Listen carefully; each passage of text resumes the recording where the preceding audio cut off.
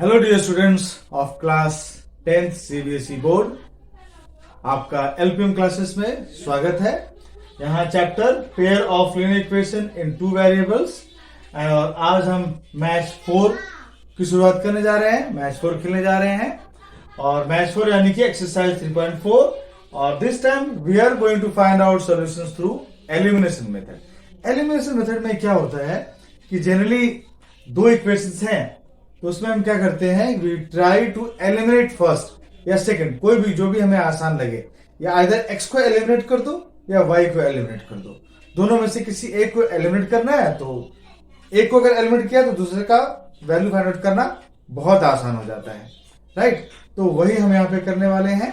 So we are going to solve the first question, right. Elimination किस लिए करना है ताकि हम वैल्यू पता कर सके। सो फर्स्ट क्वेश्चन है, use elimination method to find all possible solutions of the following pair of linear equations. Possible solutions, solution मतलब x और y की values, right? जो two variables हैं, there are two variables ना, x and y, तो इन दोनों की possible कितने सारे values निकल सकते हैं वो पता करने के लिए हमें elimination method use करना है। So elimination method जैसे मैंने बताया कि एक को गायब करना है, राइट, आइदर एक्स को या फिर वाई को, राइट। तो कैसे करेंगे ना, मल्टीप्लाइंग इक्वेशन 1, राइट। नो अभी आप देख रहे हैं ये 2x है, ये 4x है, ये 3y है, ये 6y है, राइट। तो हम क्या करेंगे कि आइदर इसको भी 4x बना देंगे। तो अगर 4x में से 4x माइनस करेंगे तो क्या हो जाएगा, यहां से कंप्लीटली 0 हो जाएगा। तो क्या रह जाएगा, y। सो y की वैल्यू हमारे लिए निकालना आसान हो जाएगा। तो हम क्या करेंगे, मल्टीप्लाइंग इक्वेशन 1 बाई 2, यानी इसको 4 करना है, राइट। तो पूरे इक्वेशन को, क्योंकि इसको 4x करना है, कोएफिशिएंट जो है उसको इक्वल करना है, राइट। सो अगर हमने इसको 2 से मल्टीप्लाई किया so entire thing will become 4x 6y and 16, right. So multiplying equation 1 by 2 to make the coefficient of x equal in both equation. दोनों इक्वेशन इक्वल हो जाएंगे, राइट। ये भी 4x हो जाएगा, ये भी 4x हो जाएगा, यानी ये भी 4 हो जाएगा, ये भी 4 हो जाएगा। So what we get, 4x plus 6y is equal to 16, that is the third equation. अब हम क्या करेंगे ना, इसकी जगह पे बन गया थर्ड इक्वेशन। सो हम क्या करेंगे, थर्ड इक्वेशन में से सेकंड इक्वेशन को माइनस कर देंगे। तो जब हमने माइनस किया तो व्हाट वी फाउंड कि 4x तो गायब हुआ है, ये 6y भी गायब हो गया, राइट। तो इस तरफ क्या आ गया, 0, और 0 इज इक्वल टू 9 कभी होता है ऐसा? कभी नहीं होता। 9 इज इक्वल टू 0 होता है क्या? That's why we say 0 is equal to 9 is a false statement. और ये क्यों हुआ, ऐसा क्यों हुआ? इसका रीजन क्या है, जो हमने फर्स्ट एक्सरसाइज यानी फर्स्ट मैच और सेकंड मैच में हमने किया हुआ है, राइट। हमने क्या किया था वहां पे, क्या पता किया था कि a1 by a2, if a1 by a2 is not equal to b1 by b2, then there is a unique solution, lines intersect each other and consistent pair of equation, right. दूसरा था, if a1 by a2 is equal to b1 by b2 is equal to c1 by c2, then consistent pair of equation तो था but it was dependable, right, or there were many solutions or the lines were coincident, एक दूसरे के ऊपर से line जा रही थी। और तीसरा सिचुएशन क्या था, if a1 by a2 is equal to b1 by b2 is not equal to c1 by c2, then there is no solution. So वही सिचुएशन आ गया यहाँ पर, there is no solution. Why? क्योंकि the pair of equation has no solution since a1 by a2 is equal to b1 by b2. देखिए 2 by 4 is equal to 1 by 2 होता है, 3 by 6 is also equal to 1 by 2. So 2 by 4 is equal to 3 by 6 is not equal to 8 by 7, equal नहीं हो रहे, and that's why this situation has arisen. So since a1 by a2 is not equal to b1 by is equal to b1 by b2 is not equal to c1 by c2, so no solutions, lines will be parallel and inconsistent pair of equations. तो इस तरह से आपका पहला, ये इसलिए भी interesting हुआ कि आप चले थे इक्वेशन निकालने के लिए और आपको वो जो डाउट होती है कि पैरेलल लाइन का सॉल्यूशन नहीं होता, तो क्यों नहीं होता, तो ये आपको यहां पर दिखा कि जब a1 by a2 is equal to b1 by b2 is not equal to 7 by c2, तो क्या होता है, देयर इज नो सॉल्यूशन। और वो आपको इस एग्जाम्पल में, इस क्वेश्चन में आपको साफ साफ दिखता है, राइट।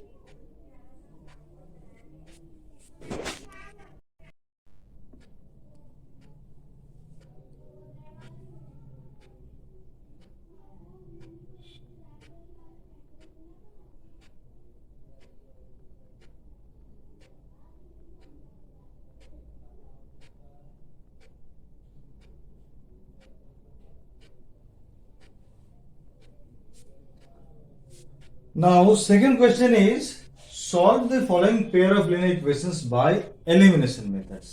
जैसा हमने पहले किया हुआ है, एलिमिनेशन मेथड मतलब एलिमिनेट करना। अभी तो आपको तो पता है, क्रिकेट मैच देखते हैं या एलिमिनेशन राउंड बोलते हैं, राइट। एक मैच, उस मैच में जो हारा वो एलिमिनेट हो गया, राइट। एलिमिनेट का मतलब होता है कि से उस पर्टिकुलर चीज को फिनिश करना, खत्म करना, राइट।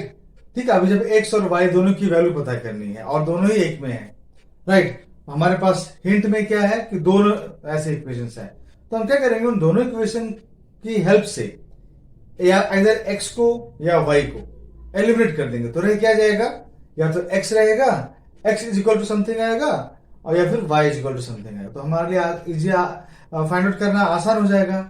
और जब हमें इन दोनों में से कोई एक की वैल्यू पता चल गई, तो फिर दूसरे की वैल्यू भी सब्स्टिट्यूशन मेथड से, या जिसकी वैल्यू पता चल गई है उसकी वैल्यू को हम इक्वेशन में रखकर, और जिसकी वैल्यू पता नहीं चली है उसका हम पता कर सकते हैं।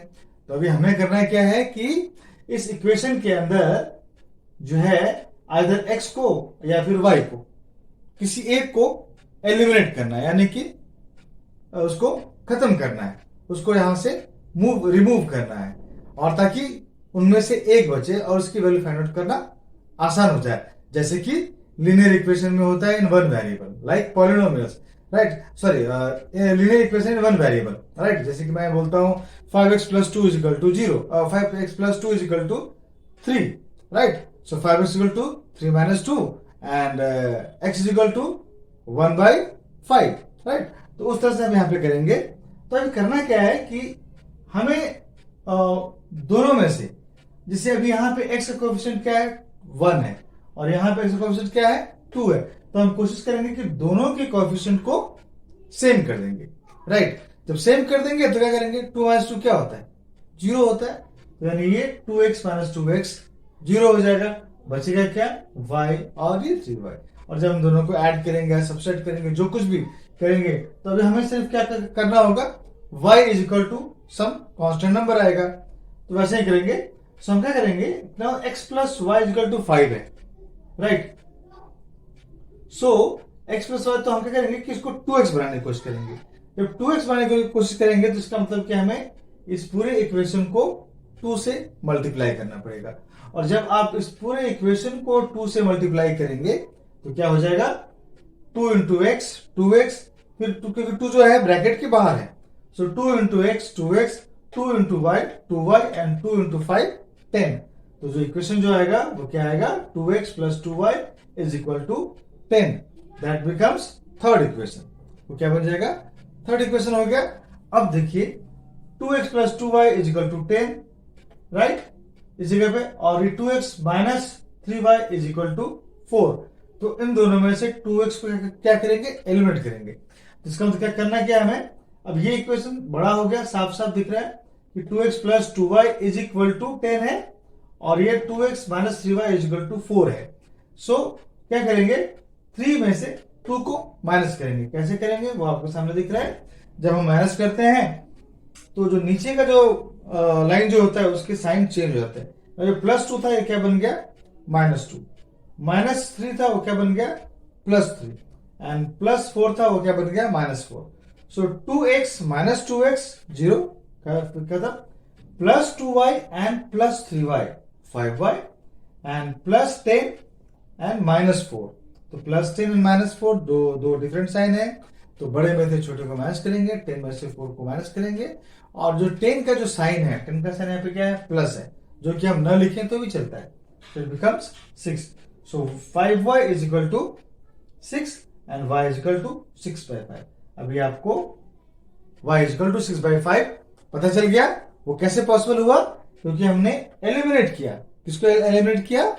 ये 2x को, यानी x का जो कोएफिशिएंट था, यानी जो x का जो पार्ट था, x का जो x वाला जो हिस्सा था उसे हमने गायब कर दिया। तो हमारे सामने अकेला रह गया और इसने इसके साथ इसकी वैल्यू निकालना, जैसा आप देख सकते हैं कितना आसान हो गया वैल्यू निकालना।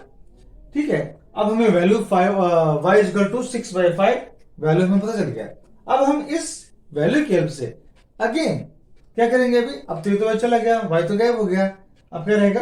2x रहेगा। अगेन जैसे हमने यहाँ पे 5y इक्वल टू 6 और y इक्वल टू 6/5 हो गया, वैसे यहाँ पे कुछ सिचुएशन आएगा जब x और कांस्टेंट दो ही रहेंगे, राइट?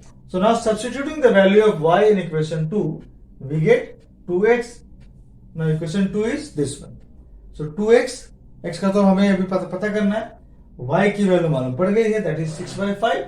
सो 2x माइनस 3 और ब्रैकेट में मैंने 6/5 लिखा है, that is in place of y.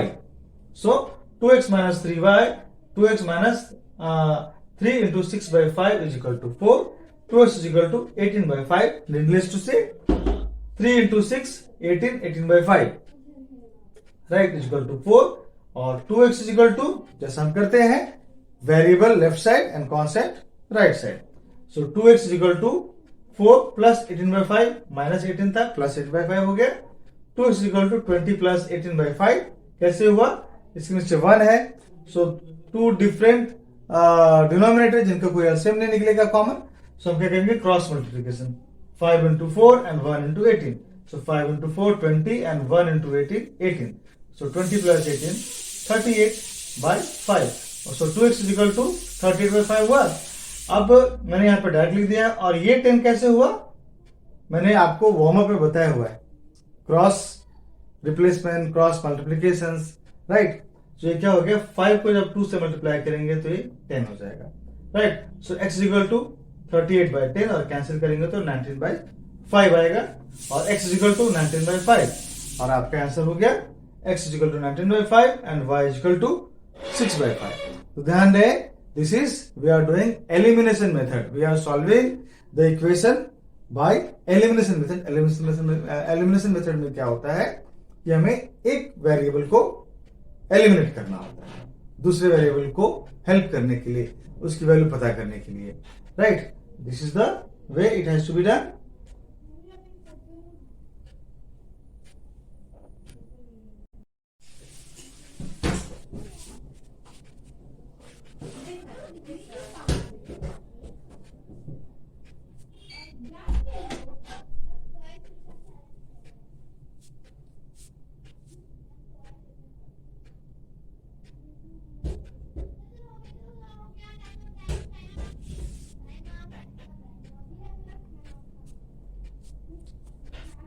Now, second question of question 2 का second one, और ये क्या है?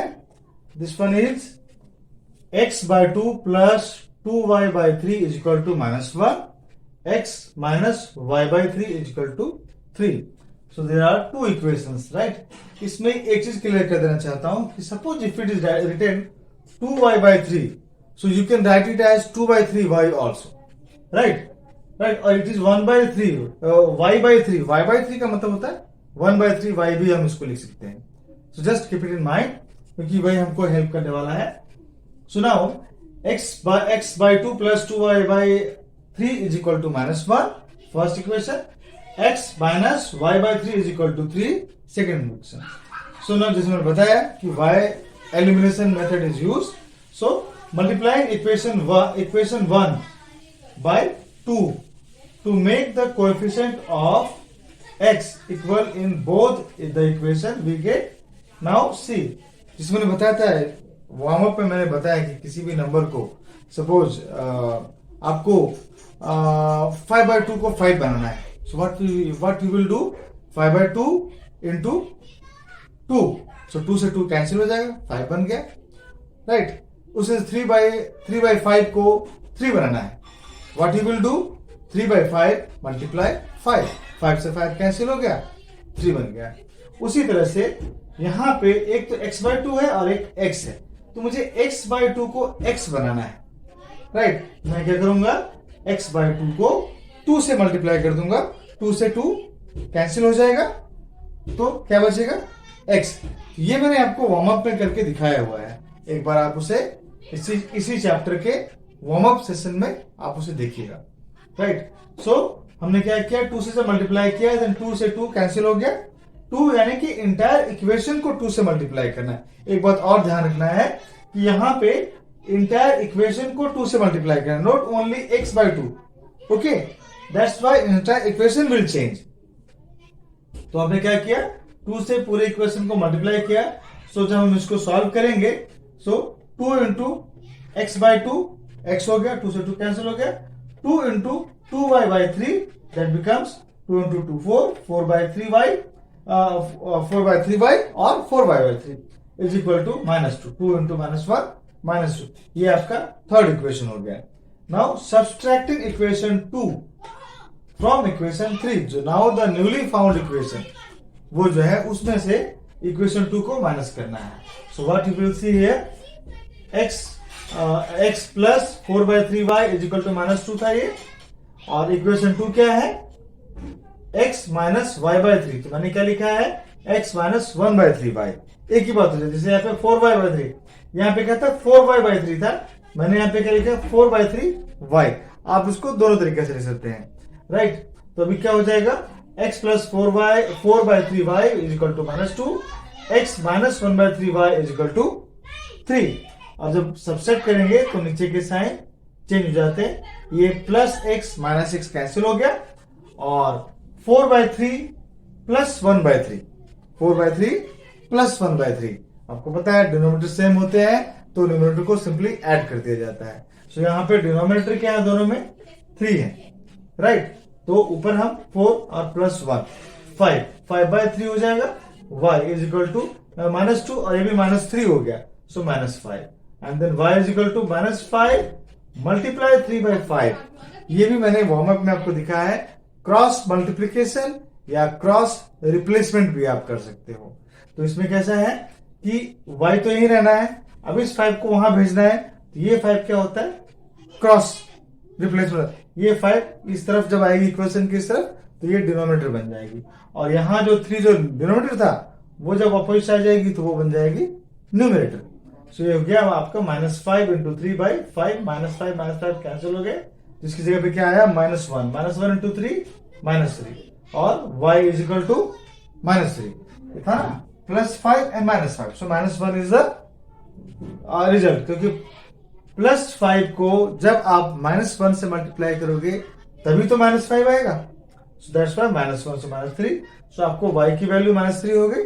Now substituting the value of y in equation 2, equation 2 में y की वैल्यू को सब्स्टिट्यूट करना, that is -3, so x minus y की जगह पे -3/3, सो -3/3 क्या हो जाएगा, -1। अच्छा, ऑलरेडी माइनस यहां पर है, ऑलरेडी माइनस यहां पर है, तो माइनस और माइनस क्या हो गया, ब्रैकेट के बाहर अगर माइनस हो तो अंदर के साइन चेंज होता है, तो क्या हो गया, माइनस अंदर का साइन प्लस हो गया, यानी कि जगह क्या बन गई, प्लस हो गया, ये क्या हो गया, माइनस इंटू माइनस प्लस। वैसे माइनस के बाद माइनस और ये जो बीच में जो रिलेशन है वो क्या है, मल्टीप्लिकेशन का है, तो ये माइनस और ये माइनस क्या बन गया, plus, so +1, so x plus 1 is equal to 3, और x is equal to 3 minus 1 is equal to 2, so x is equal to 2, और इस तरह से x is equal to 2 and y is equal to -3।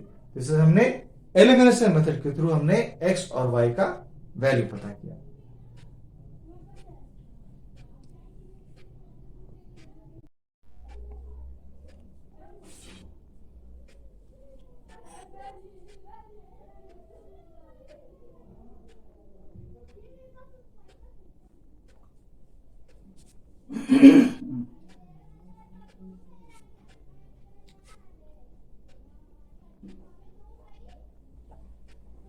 Now question 3 is, form the pair of linear equation in the following problems and find their solutions if they exist।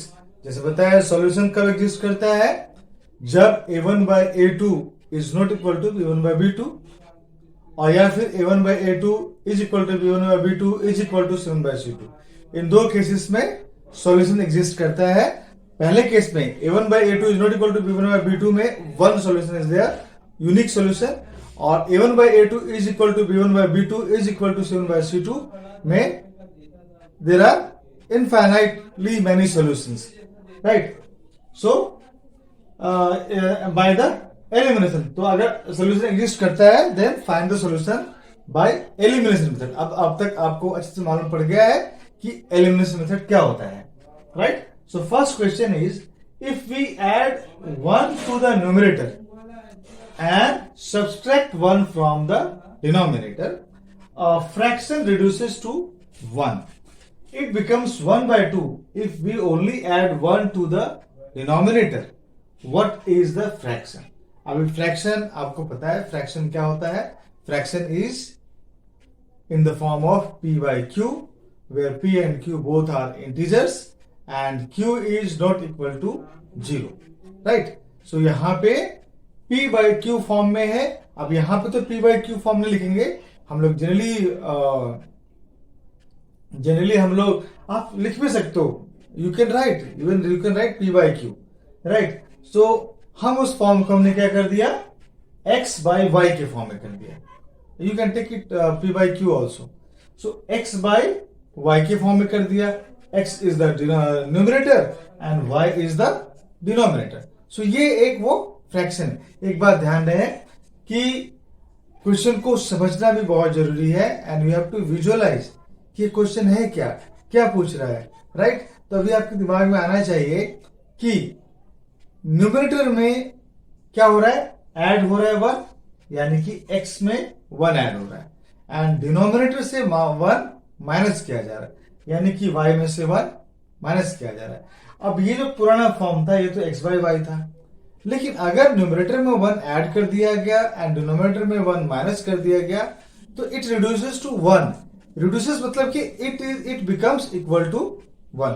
Reduces यानी कि शायद बड़ा number था, अब इसमें से ऊपर से 1 ऐड कर दिया और नीचे में 1 माइनस कर दिया, तो it is reduce to 1, right. यानी कि वो कम हो गया, छोटा हो गया, राइट। सो ये 1 हो गया, रिड्यूसेस टू 1 यानी कि इक्वल टू 1। ये क्या हो गया, जो पहले सिचुएशन थी अब वो क्या हो गई, अलग हो गई, राइट। तो x बाई वाई, तो जब हमने इसको 1 ऐड कर दिया x में और y में 1 माइनस कर दिया तो इट बिकम 1। तो हम इसका एक तो पहला ये था कि it becomes 1, now it becomes half if we only add 1 to the denominator. यानी कि न्यूमरेटर जो कि x है उसमें हमने कुछ भी नहीं किया, हमने क्या किया, डिनोमिनेटर दैट इज y में हमने 1 ऐड कर दिया। अब आपको तो पता ही है, अगर न्यूमरेटर सेम हो और डिनोमिनेटर बढ़ता जाए तो नंबर प्रोग्रेसिवली छोटा होता जाता है, राइट। एक एप्पल है, राइट, एक एप्पल को आधा काटा तो 2 लोगों में बट गया, हाफ हाफ मिल गया, राइट। और उसी एप्पल को 1/2 था, अभी उसी एप्पल को 1/4 कर दिया तो एप्पल के 4 टुकड़े हो गए। Numerator remained same but denominator is changing, it is increasing. पहले हाफ था, 1/2 था, अब उस एप्पल के 4 टुकड़े कर दिए और 4 लोगों में बांट दिए, so it becomes smaller. It means जो आपको जो हिस्सा मिलते जा रहा है वो छोटा होता जा रहा है। तो वही बात यहाँ पे कही गई है कि if we only add 1 to the denominator, अब उसमें डिनोमिनेटर में अगर हमने 1 ऐड कर दिया, राइट, तो it becomes if you only add 1 to the, तो ये क्या हो जा रहा है, हाफ हो जा रहा है, राइट। तो हमें बताना है व्हाट इज द फ्रैक्शन, फिर वो फ्रैक्शन है क्या। तो जैसे मैंने बताया, question itself give you a hint, तो आपको यहाँ पे 2 तरीके से हिंट मिल रही है। सो हमारे लिए 2 इक्वेशंस बनने जा रहे हैं।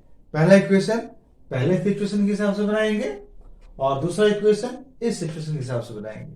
सो पहला इस सिचुएशन क्या था कि if you add 1 to the numerator and reduce subtract 1 from the denominator, it becomes 1। तो ये हो गया, और हमने जब इसको सॉल्व किया तो लास्ट में क्या आया equation, x minus y is equal to -2। ये पहला इक्वेशन बन गया।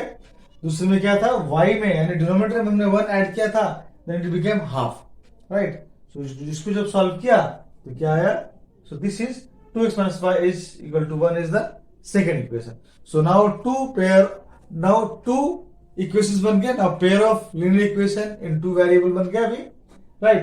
अब हमें वही करना है जो हम पहले करते आ रहे थे, multiplying equation 1 by 2 we get now equation 1 is here, इसको जब हम 2 से मल्टीप्लाई करेंगे, right, what we get 2x minus 2y is equal to -4, और ये आपका बन गया थर्ड इक्वेशन। फिर क्या किया, subtracting equation 2 from 3, what we get, ये आपने देखा सामने, माइनस किया, सो -2, ये प्लस y हो गया, -2y plus y, so -5, right, is equal to -5, और y is equal to minus minus cancel हो गए, y is equal to 5।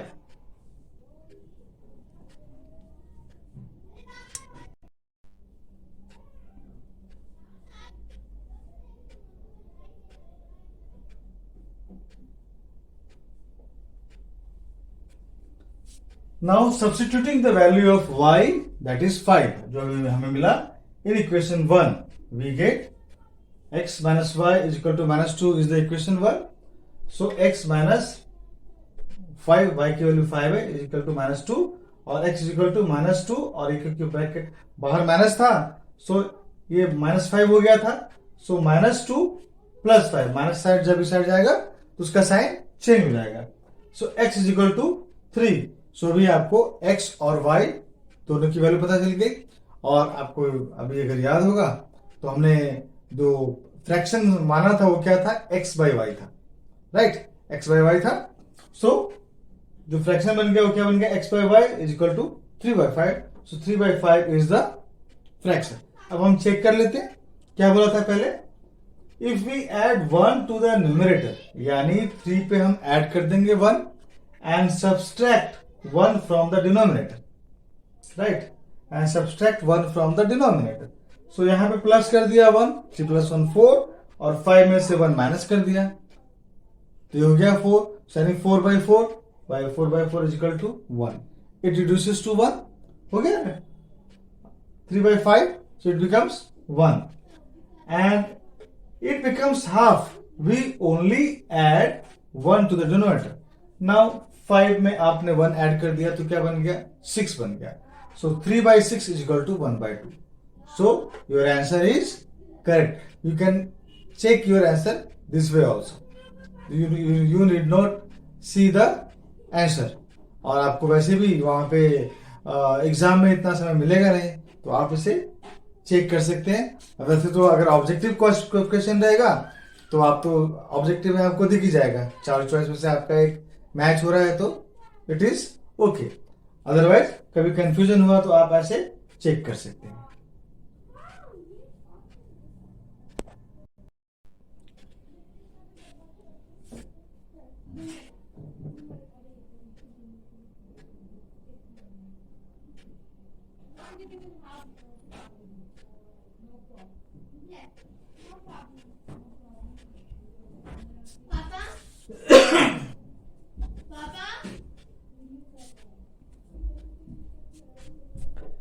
Now, second part of the third question.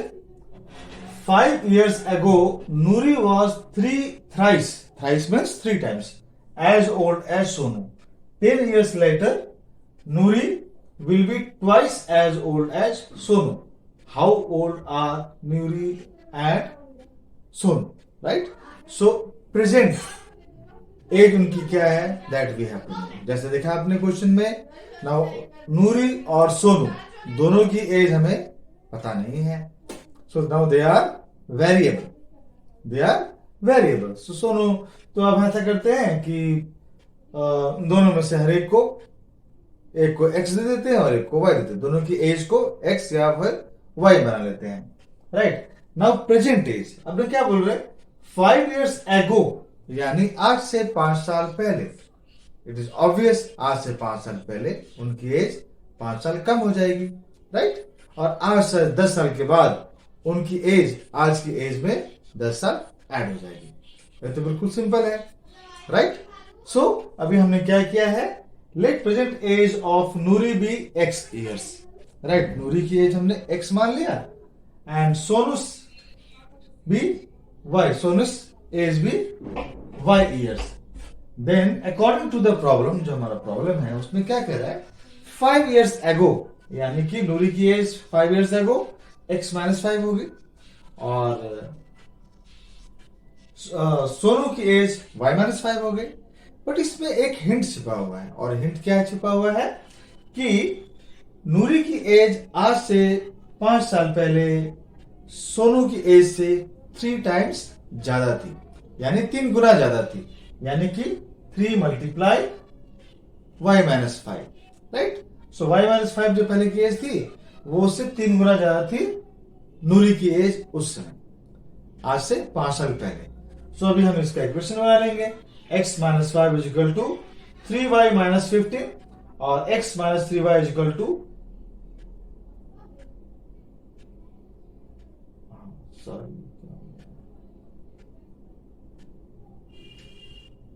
Right, x minus 3y is equal to minus 15, क्योंकि 3y इस तरफ आ गया minus 3y और minus 15 इस तरफ रह गया, और ये माइनस 5 जब इस तरफ आया तो प्लस 5 हो गया। So x minus 3y is equal to minus 10। So ये आपका पहला इक्वेशन हो गया, right. Now second equation, 10 years later, अब 10 साल के बाद क्या होगा, नूरी की एज में 10 ईयर ऐड हो जाएगा, आज की जो एज उसकी जो x ईयर है उसमें 10 ईयर ऐड हो जाएगा, और सोनू की एज में भी 10 ईयर ऐड हो जाएगा। सोनू की एज आज क्या है, y ईयर्स है, उसमें 10 ऐड हो जाएगा। सो 10 साल के बाद नूरी की एज x प्लस 10 ईयर और सोनू की age x y plus 10 years. But hint क्या है हमें कि उस समय 10 साल के बाद नूरी की एज जो है वो सोनू की एज से डबल हो जाएगी 10 साल के बाद। सो अभी इसका भी एक इक्वेशन बन जाएगा, x plus 10 is equal to 2y, 2 into y 2y, 2 into 10 20, और x माइनस 2y, ये 2y जो था, जैसा हमने देखा variables would be on the, generally variables are on the left side and constant are on the right side. So x minus 2y and 20 minus 10, plus 10 था वो यहाँ पर माइनस 10 हो गया, और इस तरह से x minus 2y is equal to 10, ये सेकेंड इक्वेशन हो गया। नाउ सबसेट, अभी इसमें क्या हो रहा है, अभी आपको कुछ मल्टीप्लीकेशन करने की जरूरत ही नहीं है, क्योंकि यहां पे क्या हो रहा है, दोनों इक्वेशन में x जो है सिंगल x है, यानी कि जो कोएफिशिएंट ऑफ x जो है वो सेम है। हम क्यों मल्टीप्लाई करते थे किसी पर्टिकुलर नंबर से, ताकि हमारे जो x का या y का कोएफिशिएंट सेम हो जाए, सो दैट हमें माइनस करने में आसानी हो, उन्हें एलिमिनेट करने में यानी खत्म करने में आसानी हो, उसको रिमूव करने में आसानी हो। तो ये तो ऑलरेडी है, तो हमें मल्टीप्लिकेशन करने की जरूरत ही नहीं है, राइट। तो हम क्या करेंगे, इक्वेशन 2 में से इक्वेशन 1 को माइनस करेंगे। सो इक्वेशन 2 ये हो गया आपका x minus 2y equal to 10, और इक्वेशन 1 है x minus 3y equal to minus 10, right. तो हम कैंसिल हो जाएगा, x minus x cancel, minus 2y plus 3y y and y is equal to, और यहाँ पे 10 और ये माइनस जो था वो प्लस हो जाएगा, so 10 plus 10 20, so y is equal to 20, so y is equal to क्या हो गया, 20 हो गया। अब हम y यानी कि आपको सोनू की एज पता चल गई 20 इयर्स, अब हम किसकी एज पता करेंगे, नूरी की एज पता करेंगे, ओके।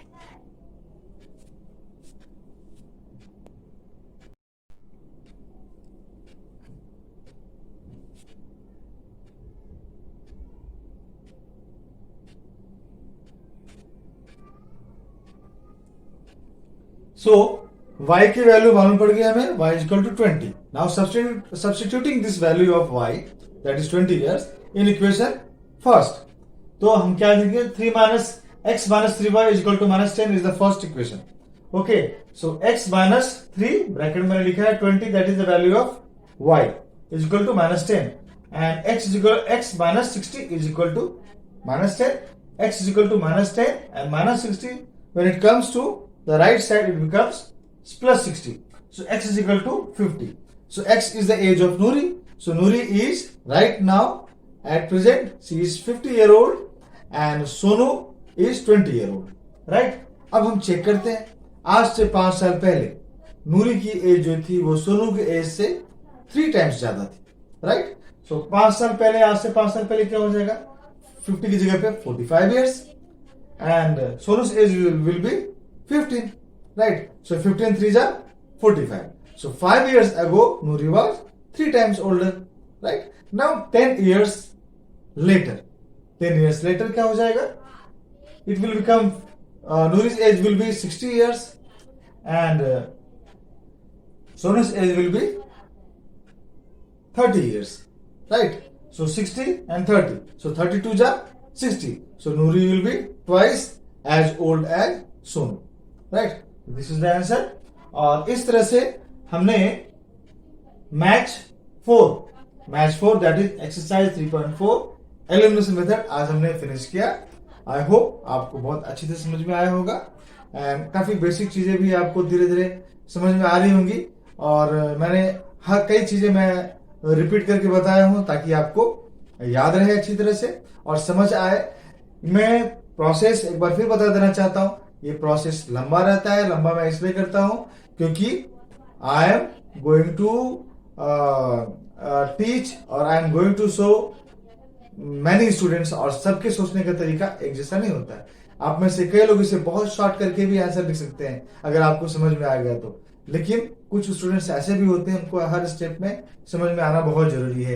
ये कैसे हुआ, ये क्यों हुआ, ये सारा कुछ, तो ये सब कुछ मैं कोशिश करता हूं कि ये सब कुछ आपको सामने बिल्कुल क्लियर हो, किसी तरह का कंफ्यूजन ना हो। और इस चक्कर में क्या होता है, स्टेप्स थोड़ा लंबे हो जाते हैं। ये जो मैं स्टेप्स फॉलो कर रहा हूं ये हो सकता है आपने 8th में किया होगा, राइट, जब आपने नया नया अलजेब्रा शुरू किया होगा।